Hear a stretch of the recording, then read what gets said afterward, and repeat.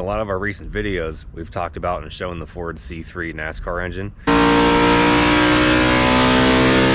The evolution of Ford's engines that are used in NASCAR will be explained right here at RFK Racing. My name is Jeff Clark, Executive Vice President of Roush-Yates Engines, Roush-Yates Manufacturing Solutions. Today we're here talking about the origination of the engines and the evolvement of how they went from what was the C3 head back in the early 90s. Robert Yates was very well known for the power he was making. NASCAR approached him to basically get consistent with all four teams. They wanted Robert Yates to share his design and then create templates for the cylinder head so that all the race teams could be held accountable for their designs. So what did the C3 head have to do with you switching to Ford? Everything. We were sitting here and we couldn't, because we weren't one of the top teams, we couldn't even buy casting, the latest casting from Chevrolet. Engine guy John Callis was telling me, he said, look, they got a Ford head now, we just buy a Ford head and put it on there and have the latest and greatest there, and it's, from what the guys up the street are telling us, you take it out of the box, it'll make 700 horsepower without even touching it. Versus what we're doing, the best thing we can do is take the old stage GM head and have it welded up, redone, rolled over, and everything. It's about $10,000 for a set of those, and you still don't have the latest thing. It's still not as good as what Robert had. Yeah, not as good as, yeah. It's questionable. You just weren't going to have even the best GM head. Yeah. Even after you did all this work on it. Even if you tried, yeah. So talked to the guys up the street, Alan and this bunch, and they were telling us, easy 700 horsepower, and we weren't anywhere close to 700 horsepower with what we were doing. So said, okay, let's go that route, and went down and talked to Robert, bought a used engine from him. Robert and those guys helped us, let us, show us how to plumb it and do all the stuff so we could change over. So we changed the sheet metal and everything, and made a whole lot of difference. All of a sudden we were up there with the guys that were running up front. We could go. Back then, to talk about variations, people had intake ports that were round or square or rectangular shaped, exhaust ports the same way, round, rectangular, or square, and many variations. So what Robert did was create a template to get everyone on the same design for intake and exhaust ports, and then valve angles, which NASCAR wanted that mandated, and then a combustion chamber size. And when he did that, he was tasked with creating cylinder heads for all the four teams. So that's when he got involved with CNC equipment to begin with in 1990. Bought his first machine. He put it up in a secret warehouse up in Virginia, up in Roanoke. Got it worked out, started producing the cylinder heads, and once it was up and running and online, he brought the machine back to our Dwell Street shop downtown Charlotte and put it right in the middle of our 12,000 square foot facility, right in the middle of where we used to keep a lot of race cars. We had a small shop back then. So Larry McGreynolds, our crew chief at the time, was not real happy about this machine being in the middle of his car shop. So we very soon were to build an expansion onto the building. But the engine was very powerful for what it was capable of versus the C&M capability. If you look at the whole engine, a lot of the early development on it, water coming out of the cylinder heads, water obviously would come in through the water pump, be pushed through the block, through the heads, and back out to the radiator. It was really neat how the water would flow. If you look, we were talking yesterday with Lake about center of gravity. Look how high this alternator, how massive it is. This is actually an alternator that was right off a Ford production line. It went in all their heavy duty trucks and vans. And when we went to this alternator, we had 0 alternator failures. It was a really strong, robust piece, but that used to massive. be a problem. Oh, it was. The alternator would go out, you'd lose your battery in the race, you'd lose your ignition box, and then you'd have to pull in and get a battery change, which took a lot of time back then. We could backpedal a bit. I want to know what that block is, or explain to the people where the origins of this is, like, because you end up getting to the FR9, that's no longer, that's scratch design, nothing in common with a factory block, but right. Is this Windsor block based? Just to clarify it's that. It's a hybrid. It's a hybrid. So what we call this block is the R452. R452 was the code name from Ford, and what it had basically Windsor and Cleveland blended design. Windsor for the bore centers, and Cleveland for all the oiling and water. galleries. So if you can imagine that, they took the best of the components and they were going to submit a block to NASCAR, and it was the R452, and that was the designation. I don't know if you remember back, Mose Nolan. Yeah. Mose Nolan, very famous engineer, designer with Ford back to the days of Holman and Moody, the whole Ford Ferrari. Yep. He's got a role, the guy that's in Engine Items, that's Mose Nolan, it's being played by the actor. He was very involved with Preston Miller, Yes. who was a technical director here and had a parts store that handled all the Ford components. Yep. But they were very involved with the teams bringing innovation about. So they would talk to the groups, what do you need? If we're going to bring a product out, submit it to NASCAR, all the different groups from Bud Moore, who was a big name at the time in the Ford ranks. Junior Johnson was very strong. Obviously Jack Roush and Robert Yates, all those ideas were brought on the table, collaborated, and the R452 block came out in cast iron to begin with. What year was that? I would say that was in 1990, that era, 89, 1990. So what were they using? You said the... Prior to that, you would use a Cleveland or a Windsor block right out of a junkyard. Okay, that's what I was wondering. It's like, you know, Yes. truck block, whatever, You would, four-bolt right. name. And it's a little more, I guess, refined from there. They would get parts from Ford Motor Company. But prior to that, back in the 60s, 70s, early 80s, people were finding older truck blocks that had a good history with casting runs that were solid, bores were solid. But when they got into the 80s and 90s, you were getting production engines from Ford or Chevrolet. You get these engines, you take them apart, and then you rebuild them and replace components that you thought needed upgrading. So a lot of factory components blended with aftermarket, which gave life to true racing components. The other thing, obviously you're seeing a carburetor and you're seeing a distributor spark plug wires. That was the tuning devices back in the day. When you got to the track, you'd follow your weather station and you would change jets in the carburetor and air bleeds as you see up top. You would change quarters for the drivability. When the driver would step into the throttle, he wanted a certain feel that you would really identify with the driver. And then obviously you advance or retard timing as needed for engine performance. Then there came in the advent of cooling down the radiators, big cooling mechanisms. Large water tanks were used to begin with, but then they had these machines that would circulate the water through a series of radiators and big water tanks. So then we were working on how to tune the engine for the cool down and a 2-lap run, you know, to make your qualifying lap work. The other thing, back in the day, if you come to the rear of the engine, magnesium bell housings. A lot of times teams that have magnesium bell housings and magnesium valve covers, these are aluminum, but the magnesium parts were because of lightweight and heat dissipation. Obviously very prone to flammability. When they flash off, they do not go out. And they put off a tremendous amount of heat. So through some situations at the track, NASCAR mandated a safety rule to convert all the magnesium parts to aluminum. I think at one point we even had magnesium intake manifolds. I think somewhere along the line, I heard a story of Ernie Elliott trying to make a set of magnesium cylinder heads. But again, the C3 engine was very powerful for its day, especially with the Robert Yates ports and intakes. Is that where the term Yates head came from? Is because Robert was the one that's like, hey, there's all this variation because Yes. the way Larry Wallace told the story Oh, absolutely. on our And Larry's podcast, a part of right? it, yeah. Was that the old Chevy engines that were straight valve. So it's pretty easy for the NASCAR guys to inspect that because everything's a straight line. Yes. Well, then the candid valve came out, they weren't really sure what angle was what, and so there was a lot of variation. It was. We'll call it. And then so NASCAR said, okay, Robert, your design is going to be the one we go with. Yes. You pick something, everyone has to follow that, thus the name Yates head. It sure is. That's exactly the story. NASCAR and Ford were trying to figure out what direction to go. All the engine builders felt that Robert's design was the best at the time. It wasn't well received by some of the other camps, but they realized NASCAR was going to make a rule and they were going to lose something. Yeah. So let's go with what we think is best. And so through some sampling of performance, they went with the Yates head. And I think one of these pictures here has Robert on display when they introduced the cylinder head back in the Texaco Haviland days.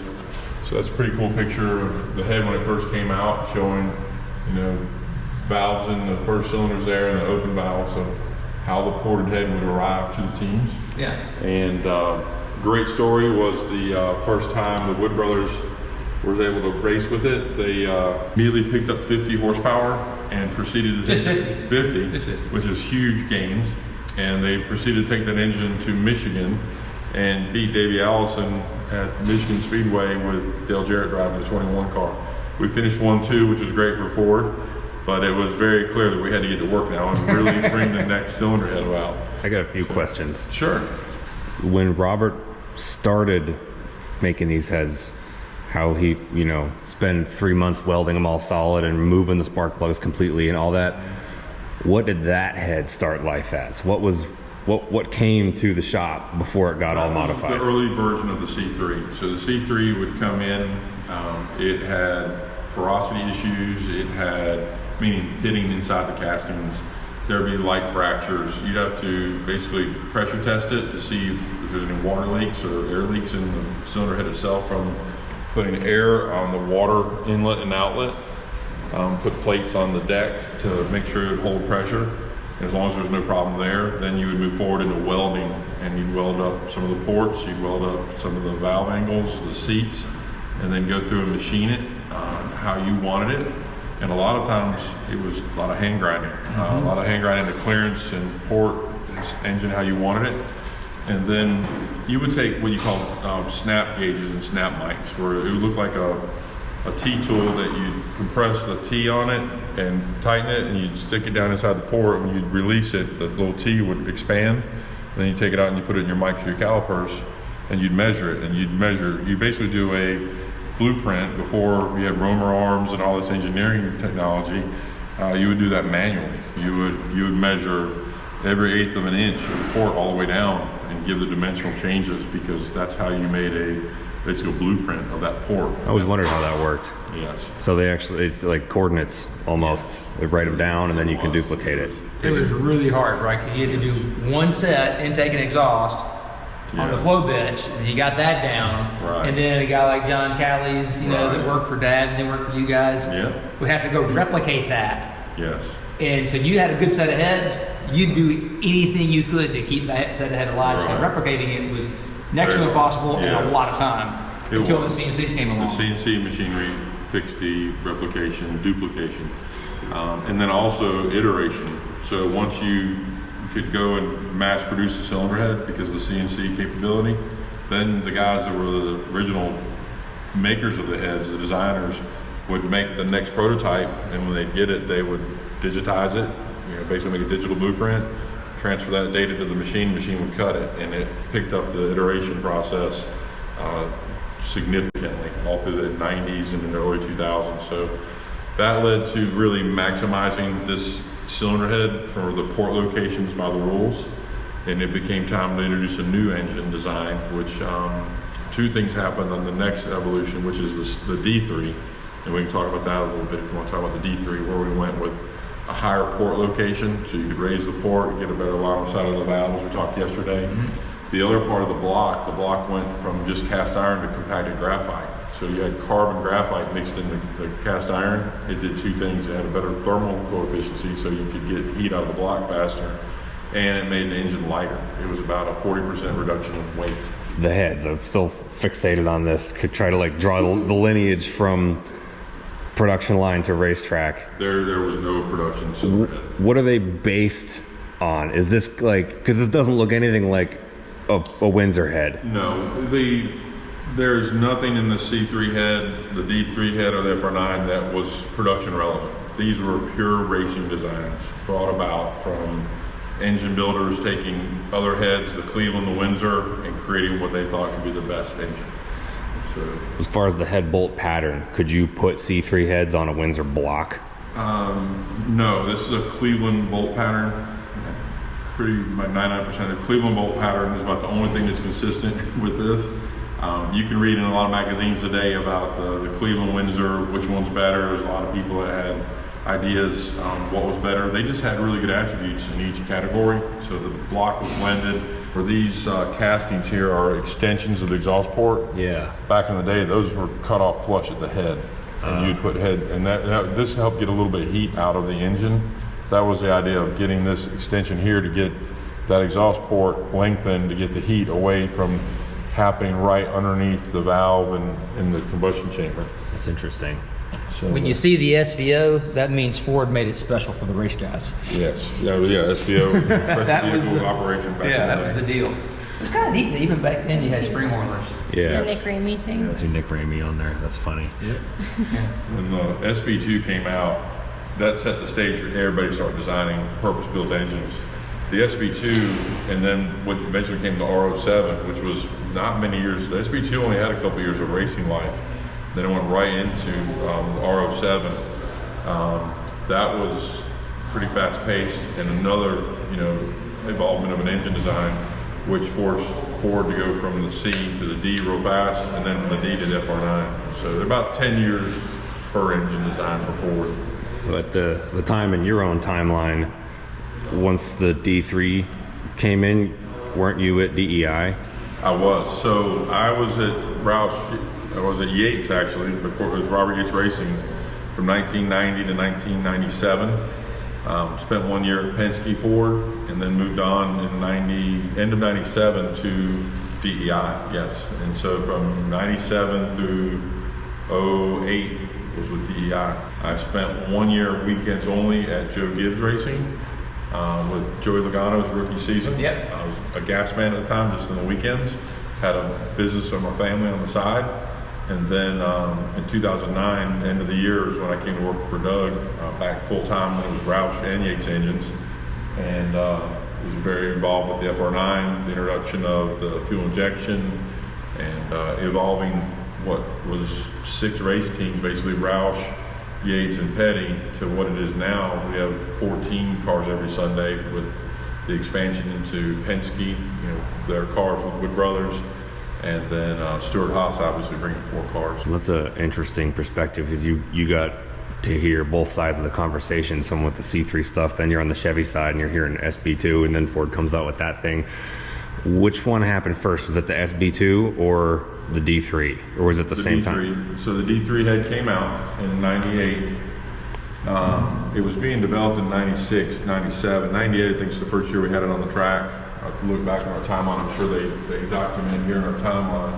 So they're saying that 05, which I think it was sooner than that. So we'll have to look about it. Yeah, that was way sooner. So my recollection was 98. We were on the track with this engine. The SB2 was out there as well and was doing really well. Then they went to the R07 in 2007. That's why they document year model. And then in 09, we brought out the FR9, 2009, Ford Racing 2009. So is the block difference from the So C to the D? Is it the casting same? tool is the same. Okay. And the other thing about these engines, these are side-mounted engines, meaning there's motor mount these brackets on the side where you have motor mounts. You mount the engine from the side and the bell housing. Same thing on the D3, side mounts and bell housing mounts. The big improvement here was the compacted graphite for the block casting, and then going to this much more massive D3 head, more aluminum, more of a heat sink, and then more water flow. Port height as well. I think we raised it 200 thousandths, which was to be even with the Chevrolets. It was a huge advantage in power and getting the short turn and the runner, the air over the valve. That was a big advantage there. Manifold's different too, right? Manifold starts to grow, and that way you get a do. little more equal length runners Right. versus back there. Yes. It was, yeah, More spider. yeah. Because the trick is, it's a 8-cylinder engine, but it's really 8 single engines that all share a common house. Just like having brothers and sisters and everybody, family and relatives interacting, they don't all act the same. So, and that was one of the big advantages of trying to get each cylinder to do its best, and you can make up a lot of gain just by equalizing the performance of the cylinders. It was really hard to do that with a manifold that had really unequal length runners. And you get over here to this thing, bigger plenum, everything's a little bit more equal. Now all of a sudden, the torque really comes up, and the drivers love the torque. Yes. Because that's throttle response. It is, and the bigger thing was you're working with carburation, which this is just a massive, air and fuel feed to a plenum. And then, like Blake was saying, the runners are going to pull what they need. You can do all you want with changing sizes, direction stuff inside, but they are going to pull. Again, so just physics is going to pull the air or fuel it needs to each cylinder. The volumetric efficiency of each cylinder is a little different. You're trying to get them close. It wasn't until we went to fuel injection and we really learned how to tune an engine. And where we thought we wanted everything the same, we realized that equalizing the power per cylinder actually made the power of the crank worse. So it was counterintuitive to what we thought of, balancing everything out, get it even. We would start breaking certain cylinders, valve springs, because of harmonics and things would come into play, as we thought we were directionally correct by equalizing cylinder for cylinder power, the tuning, making sure each distributor paddle was hitting each cylinder perfectly. The refinement of this engine was incredible. I mean, you got to think you're getting close to 900 horsepower out of a 350 cubic inch engine. I mean, that's amazing power to cubic inch ratio. And then we eventually got north of 900. I think with this engine, we were about 920 when we went back to the new design of the FR9. One quick thing to compare this to the C3. Look at alternator size decreasing. Look at pulley sizes. Yeah, the teeth on this. Getting much smaller. Oil pump pulleys are the only things that stay pretty consistent, because you're slowing that down to the gallon per minute required to keep the engine alive, and you didn't want anything more than that. You want to keep it at a bare minimum, because that's your biggest robbing of power. You know, your biggest power parasite is your oil pump. And a lot of the oil pump designs changed from just used to be square gears, then we went to like regular cut gears, and then went to helical gears.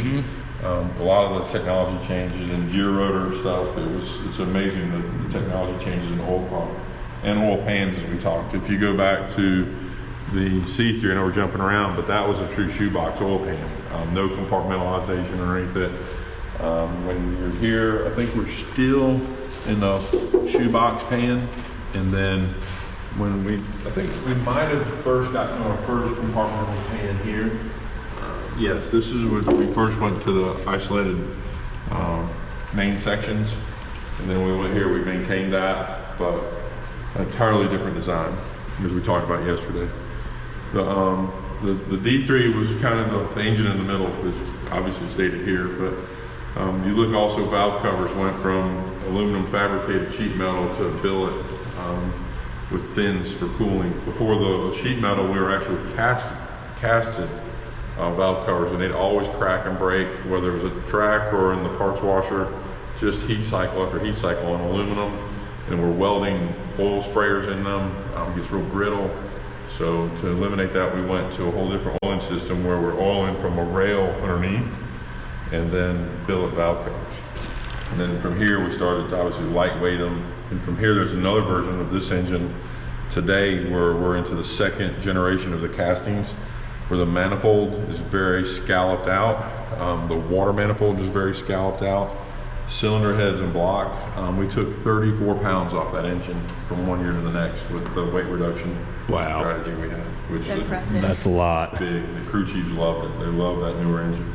Is this a dummy cover, or did they actually have a cover there? So this is the first generation of the FR9, and this was done for road courses to keep all the debris out of it. Pocono was really bad. Darlington was all sand and rubber. And the road courses would pack rubber in there. So this was just done for road courses. That's a road course version.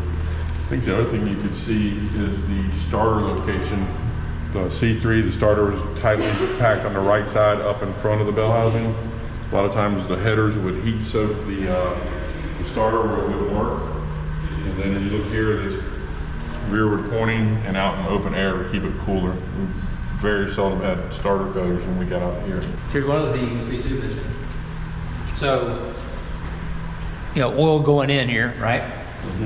They tee off to feed the valve spring oilers, because that was a big key. Valve springs are one of the biggest, weakest links in these things, and you spray oil on them, keep them cool. That's actually a technology that's used in modern production cars now. On pistons, they spray them. And what you can see is from here, you got the 2 T's, right? Then you come over here, and now there's 4 T's. because you're not only cooling the valve springs, you also have piston oilers.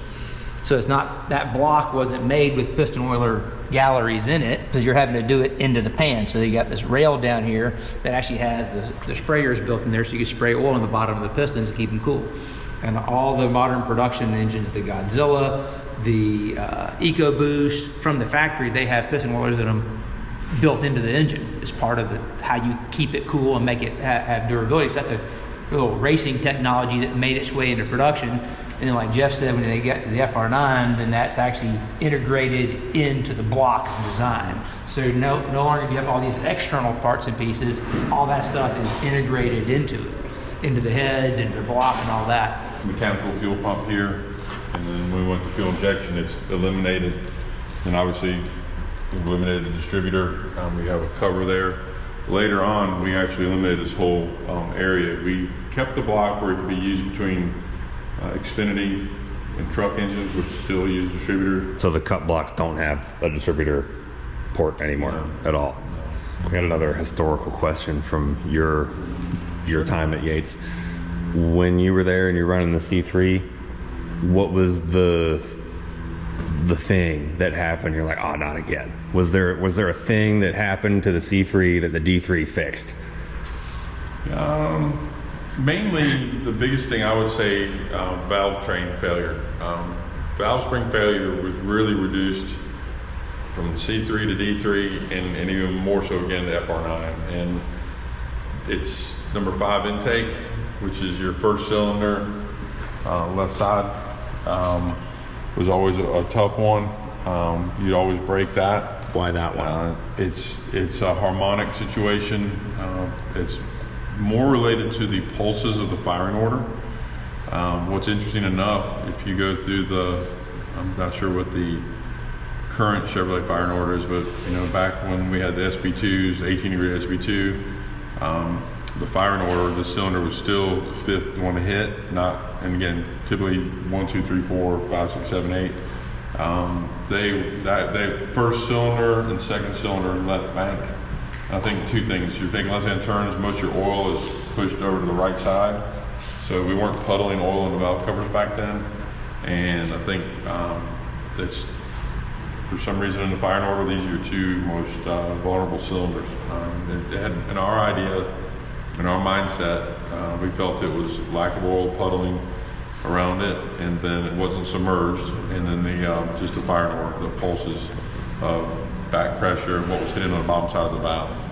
But that was the biggest thing. 5 intake would go a lot, and then 7 intake sometimes. First and third cylinder, that's what I should have said. First and third cylinder, left bank were always the ones that would break. And on Chevrolet as well, it was interesting, just the physical position. Mm-hmm. I can't give you the science behind it. Did y'all ever run these things fully submerged?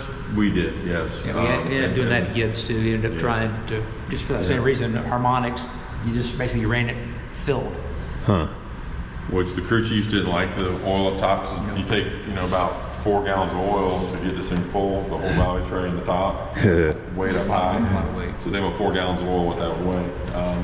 And then you got to put over 3 gallons running through the system at all times in the tank. So 7 gallons in these cars back in the day. You would submerge it, and then we had to go from running regular valve cover gaskets to O-ringing everything. They need to be O-ringed and really good torque load on, even clamp on these flanges, so you wouldn't have oil hemorrhaging out of the valve cover during the race. You look there, you've got gaskets under those valve covers. Just a little cork. Mm-hmm. Yep, and then you get over here and it's all O-ringed in. I like how you bring up the firing order. How was the firing order changed? Because you get mixed answers from what it was to what it is now. And you So I think 13726548 was original. Is that Ford language? It's Ford language. 1372. I don't speak Ford. And then I'm trying to think. I've got my Chevrolet. I can get my hat back out, but the typical 18-degree SB2 was a standard. 1843657 Yes. Yep. That is it. And if you line them up, and I'd like to qualify those broken valve springs, I had to line them back up. I did this one time, and it was basically third cylinder left bank was always breaking, and Ford and Chevrolet. It was interesting. Like the order. Older designs. The way it's numbered is different, but the actual pattern, the sequence. It's the same. Yeah. Yeah. Because didn't the earlier Fords have like 4 and 7 and 2 and 3 swapped from a Chevy? Teams would do that. Jack Roush was very well known and actually designed cams for that. Mm-hmm. And then we had another engine builder show up one year and was mad because he was not running well and exposed Jack Roush's firing order because no one ever knew it. The car sounded very different at Daytona. Didn't sound really good, but they ran better. And that's back in the days of running 17-to-1 compression ratio, 18-to-1 back at the plate races. Jack was very innovative, figured out a firing order work, and had his cams ground to it. There was a year that Jack had to change all of his cams at the racetrack because another engine builder Ratted him out. It was, and that wasn't when we were partners, but we felt bad for him that he had to go through all of that. What's the firing order rule these days? Does it have to be correlated to a factory one? No, it doesn't. You have to submit your firing order to NASCAR. And I'll be honest, I don't have that in my head right now. You can probably Google it, to be honest with you. It's out there. It's that common knowledge. I just don't have it on top of my head. I guess you can't look at it anymore like you can with these ones. It's Yeah, well, and as we got more and more to the FR9, I got more to the management side of the company than the hands-on side. So when you're not working, like I could work on those things today, take them apart, rebuild them. This engine I did not work on. I was more in the front office at that time. I've got a good understanding of what it is and the history to get here, but very honestly, I have not ever built an FR9, so I don't know it, as you should know. Things we've done from having to pay invoices and manage supply chain. You know how much all the parts cost? Exactly. Yes, sir. It looks like building one of these would take twice or 3 times as long as either one of those two. There's so much more just stuff on it. So today, back then, that was a carbureted distributor flat tappet cam engine. Now this is EFI in roller cam.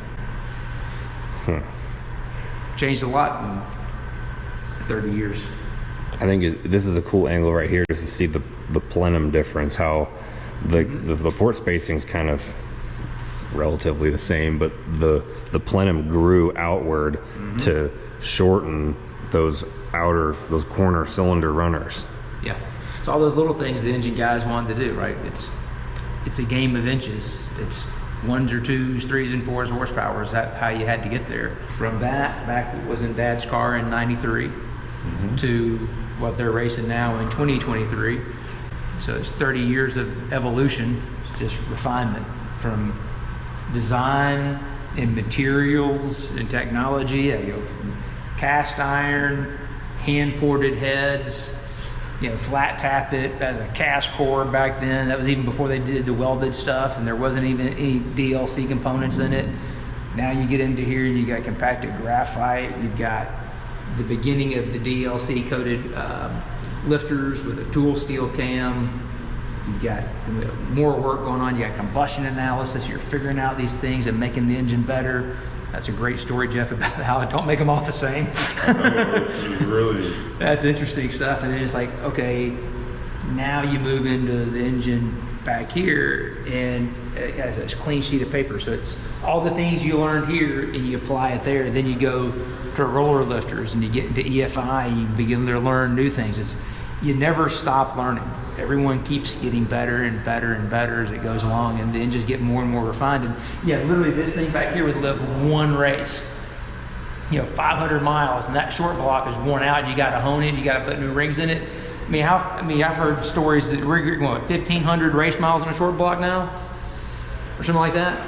Like over 1,000. Yeah, up until we lightweighted the block, we could actually take the blocks to 10,000 miles. That's unheard of. Wow. Where you were lucky because every time you rebuilt the older engines, you would oversize the bore, so you chase and piston bore. We went to some really high-level aerospace coatings where we're taking tenths out of the bore each time. We're just cleaning it up and truing it up and ready to go again, and you're not changing piston bore. Maybe over the whole 10,000 miles, you may gain 2,000s. Yeah. It's really nice to stay there where you're going 3,000s every build. That's insane. And you basically put it out of life. We'd have, like you said, you have that one engine that ran great, and you try to sleeve a cylinder, and there was always the one race you'd run hot and it'd push by the cylinder, or you'd bounce off the wall and it'd be leaking because you flexed the engine.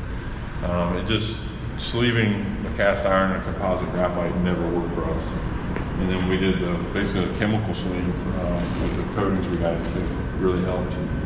Fascinating. We piece that together as we're jumping around. Yeah, I think people can follow it. I'm not a great editor. I'll do my best, but it's kind of like, it just flows like a conversation. So, that's how people talk about stuff. People don't have conversations in documentary format. Let us know what we can do to help them some more stuff. Always available. Well, we're glad you could meet us here. Heck yeah. It's awesome. Great little history I actually lesson. beat late today. Yeah, you did. Sorry about yesterday. Well, did you learn anything? Because we sure did. I've been wanting to do this video for a very long time. I really like to pick apart the evolution of things. You see what's there now, so what was there before that, what was there before that, and more importantly, like, why? Why did it change from this to that? How did it change from this to that? Whose idea was it? Who figured it out? What's the story? I want to know all that stuff. It's fascinating to me. And through listening to things like that, I'm trying to pick apart and take valuable pieces of information, parts of stories, perspectives, and stuff like that, and put it in my own mental library to apply to my own life. That's why we make these history videos, because it's useful. Somebody who figured something out that took them 20 years of hard work and failures and ups and downs, they could explain that to you in 2 minutes and save you possibly years of struggle. Why would you not want to listen to a guy like that? If you never thought about watching our videos with that perspective before, try it now and let me know what you think. And if you enjoy that information, if it brings you value and you want to support the channel, probably the best thing you could do that would cost absolutely nothing is just to send this video to one of your friends that you might think would be interested in it too, because that helps things grow. And you know what? Your friend might learn something. They might like it. They're going to think you're cooler because you found this. And if you'd like to go beyond that, you can go to StapletonAutoWorks.com and find the hat and the shirt that I was wearing.